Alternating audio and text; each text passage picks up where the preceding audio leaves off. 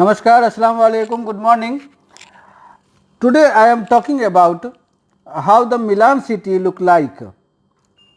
After the breakfast from hotel, we set out for site visit. As you all know from my previous video, the city is well known for many established brands. So apart from all the brands, city is also well famed for castles. So with our host, we reached to see one of the castle named Castello di Fontella. This castle is a fortress residence in the center of the town of Fontella. The means the castle is named with the town name. This city is situated near Parma, which is the province. Construction of the moated block accessible through a drawbridge was begun in the 13th century and completed in 18th century. Until the 1930s, it was home for the descendants of the Count of San Vitale. Walking in and around of this fort, we felt a little tired. At the same time, one another great personality joined. His name is Mr. Luca, and he invited us for lunch. But it was not only a restaurant, but also a restaurant institute. So the fact is that luckily we reached one of the restaurant, which was not only restaurant, it was a restaurant institute. So let's see how is it. Actually, I had never heard such institute, so we went inside. The staff here told us that purpose of institute is to live broadcast of cooking lesson while teaching to the students.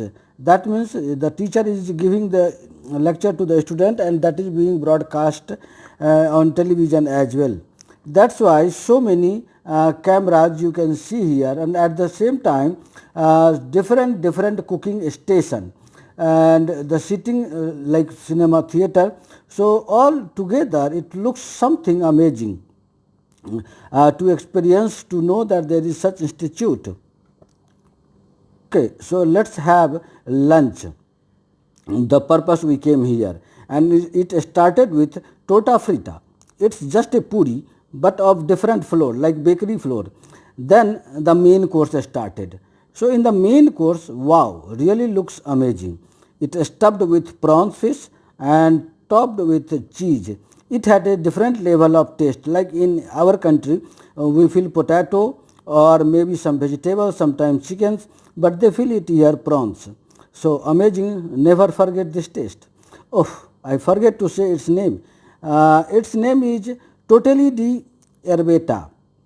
Difficult to pronounce, so I just say in place of samosa we call it prawns samosa. This is also made with, this is another kind of dish which is also made with prawns and wrapped around with vermicelli and dipped into soya sauce before it put into the mouth. They call it gamberi in pestafilo. Really, with the name we cannot judge what it is, but when you eat it's super delicious. After the lunch, we went inside the city, and in the center of the city there is one another castle which name is Castello Asfargesco.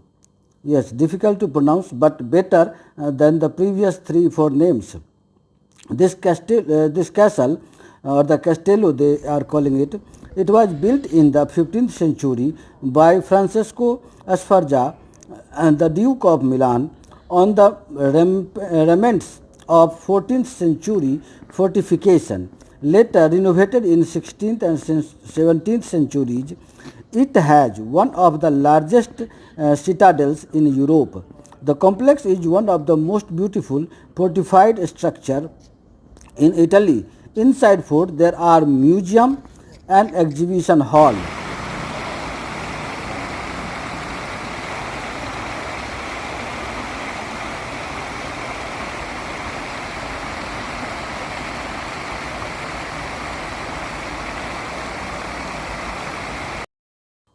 Outside of the castle there is a wonderful water fountain and it looks amazing in the evening when during the sunset.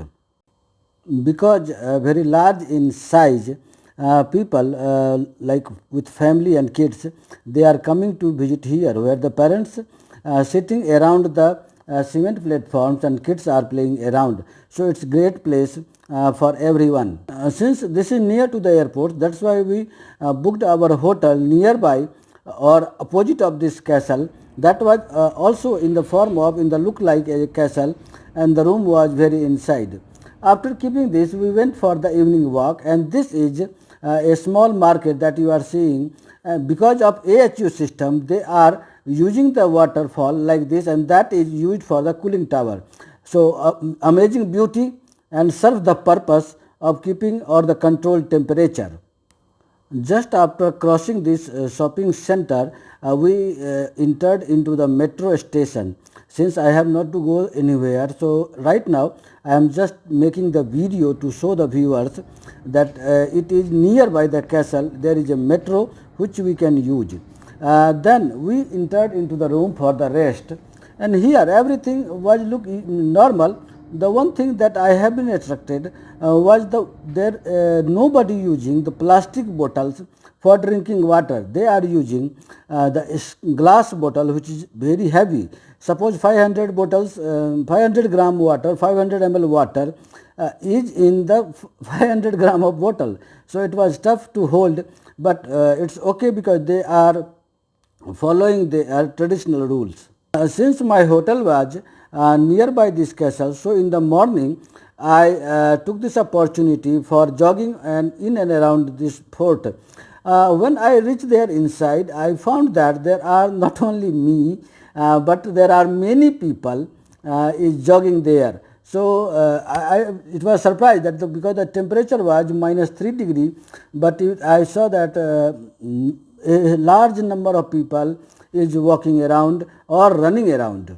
If we talk about the public transport, so the metro is always at number one, but after the metro, I saw here that trams are used in large number of people, and it is the major mode of the transportation.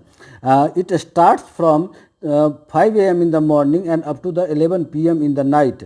So it's very good and easy service for everyone. And just because of less ambient temperature, people here are not using the bike. But I saw the smallest car that here is only two-seater, and if there is space in behind just to sit the kids, so the mother can carry their kids to the school. So this was the lifestyle of the Milan city. In the next week, I will travel from Milan to Dubai. So there are much more surprises there. Stay tuned with me to know all that.